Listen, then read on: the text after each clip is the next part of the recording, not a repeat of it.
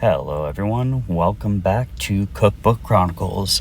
Today we are starting a new cookbook, and that review is going to be of Savored Provisions. The recipe we're going to be going over today is the spicy Yuba Noodles with crab, kimchi, and Tomalley Butter.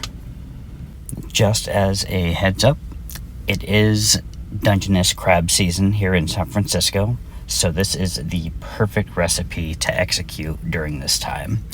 And you will, in fact, need a whole crab in order to get this Tomalley butter.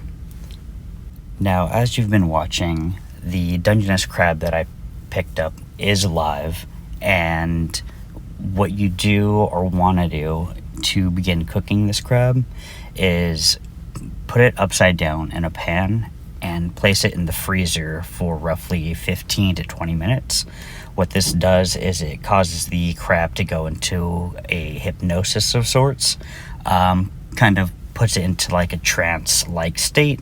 So when you go to cook it, it's not necessarily suffering and moving around and flopping and flapping, it's not struggling. So this is probably the most humane way to cook the crab. This recipe definitely is labor intensive. However, it pays off in the end because you get some extremely delicious crab. And you also get to learn how to break down a crab and get all the meat out of every little nook and cranny of this creature. I won't go into too much detail on how to break down the crab because I'd much rather you watch and learn how I do it. There's no one way of breaking down a crab.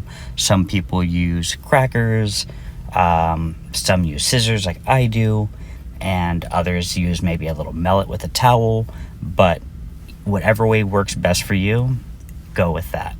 I personally prefer using some kitchen shears, as I believe it is the easiest and cleanest way. This way you don't get tons of shell within your crab meat, because no one really enjoys taking a bite of a crab shell as they're trying to enjoy their meal. Now let's go ahead and take a look at comments that were left when people were reviewing this cookbook, like this one above. I find it interesting that this person enjoys going to the restaurant and they purchased the cookbook because I'm assuming they wanted to recreate what they had at the restaurant at home. And this recipe does justice. It tastes just like the restaurant version does. And there is one ingredient that was hard to source, and it's currently in the works at this point in time. We'll get to that towards the end of the video.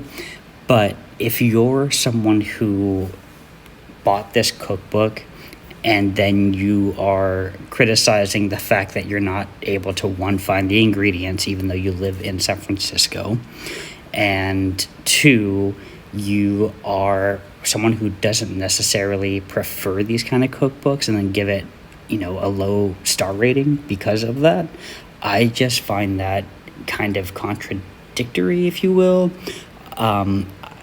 It's just kind of, I don't know. I feel it's unbelievable to give it such a low rating when it's not even a cookbook that you state you use from time to time.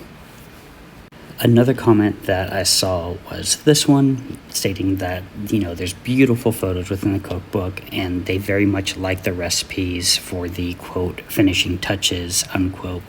And I understand that there are some very obscure ingredients that are hard to source from time to time.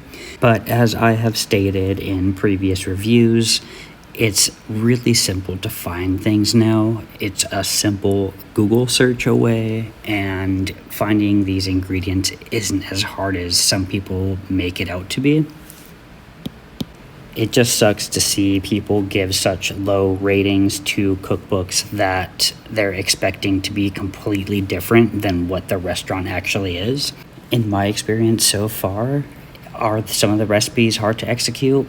I wouldn't necessarily say that they're hard to execute, but there are a lot of minor steps and sub-recipes within the book where you're turning from page 162 to page 43 to find a recipe for whatever it may be. For example, this kimchi dressing. You have to scroll through the book and try to find the recipe on another page. Does it get annoying? Sure, but I'm not going to bash it for that because there are many cookbooks that do this. Now that we've pointed out a few of the bad things about the cookbook, I want to talk a little bit more about all the good things this cookbook has to offer, such as the 4 sections, which contain savory and sweet staples, followed by recipes that just incorporate them. I want to say it has roughly 20 chapters, if you want to call it that, in all. And they are very organized, just like the way subjects are: salads, vegetables, drinks. Some are more playfully named, such as sprinkles, crunches, powders, stab and drags, and dollop sausage and custards. These make the cookbook fun, and it kind of tells you how these are meant to be eaten. And just like the restaurant, many of the dishes are hard to fit into one category. This isn't a dim sum restaurant. It's not a American restaurant. It's an extremely playful, fun restaurant, not only to eat at, but I could only assume to work at, where you're constantly learning new things and you're taking bits and pieces from a variety of different cultures and experiences. And I truly believe that the sprinkles and crunches are particularly exciting to cook in this book, very unique as well.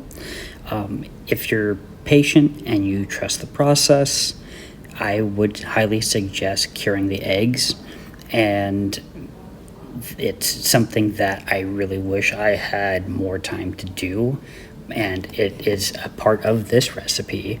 I was really hoping that I could find cured eggs at one of my local markets. Unfortunately, I couldn't, so it is not in this recipe for this video. But I think I might actually spend some time and try to cure egg yolks at home. This way I could show you the process in a different video. So if you do try this dish, you could go ahead and make those cured egg yolks at home as well.